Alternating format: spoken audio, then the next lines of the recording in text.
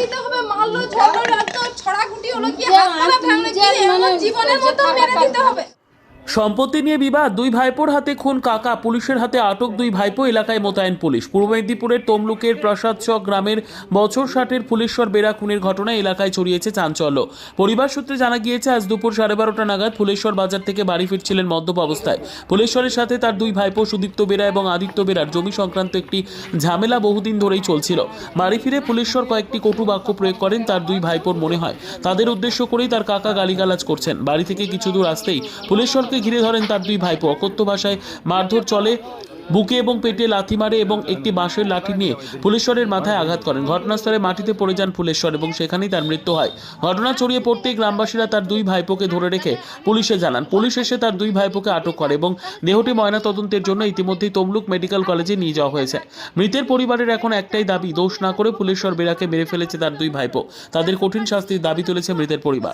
একে গেছিল বাজার, বাজার থেকে নিয়ে এসে আমাকে বলতেছে বৌমা মাছটা নিয়ে এসেছি, মাছটা ধুয়ে বলতে মাছটা ধুয়ে তারপরে আমাকে আছে আমার বড় ছেলে আছে, ওদের দিকে বলতেছে কচি তোদের খাবার নিয়ে আসছি, তোরা খাবারটা লেলে বলে এইখানে যেমন মদ গিয়ে এসে আমাদের দিকে গালিগালা করে সেই রকমই করতেছে আমার শ্বশুর মশাই। এবার আমি বলতেছি বাবা তুমি কেন চপ করতেছো, তুমি চুপচাপ এইখানে শুয়াবো দিকে নিয়ে ভাত হলে তোমাকে ডাকবো বলে দু ভাই এখন টেনে নিয়েছে ঘরে শুই করাইতে বলে দাঁড়া আমি বার থেকে নিয়ে আসি বলে বারকে গেছে। আর ওদের ঘরে ওখানে বসেছিল, ওই যে ওনাদের ঘরে যারা মারছে ওদেরকে কাউকে কিছুই বলেনি না, বলতেছে যে তার ছেলেকে বলছে বলে আমাকে গাল দিচ্ছে, উল্টো পাল্টা ভাষা করতেছে, কিন্তু ওদের দিকে কিছুই বলেনি। এই দুবারের মধ্যে কি সম্পর্ক?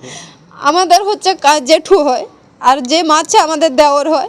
এবারে ওই যে জায়গাটা নিয়ে ওদের সঙ্গে একটু মানে ইটি আছে আর কি, লোক টোক বুঝা হয়েছিল, তাইতে কোনো হয়নি, ওরা তার ঘর ভেঙে দিচ্ছে, আমরা কাউকে কিছু বলিও নি আর কোনো করিনি, আচ্ছা ভেঙে দিচ্ছে।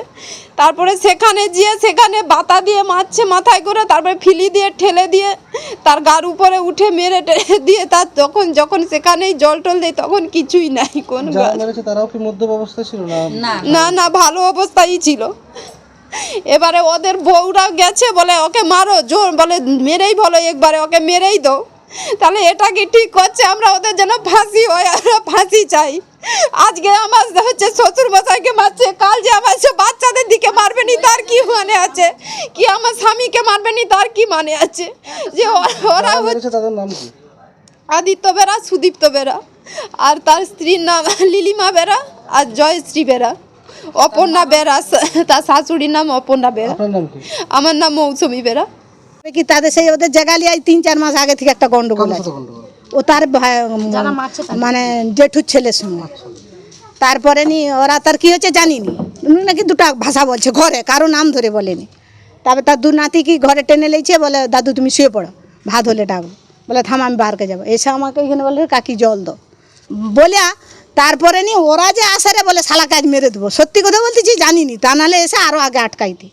তারপরে এইখানটা ও জল মারছে, জলটা খেতে গেছে নি বোতল দিচ্ছে আমার বৌমা, তারপর ওইখানটা মেরে ওইখানটায় পড়েছে ধড়াম করে শব্দ হচ্ছে। তাহলে কী হলো, উঠে এসে দেখি ওরা যখন মারে রে, তারপর আমি ঘেরে দিচ্ছি।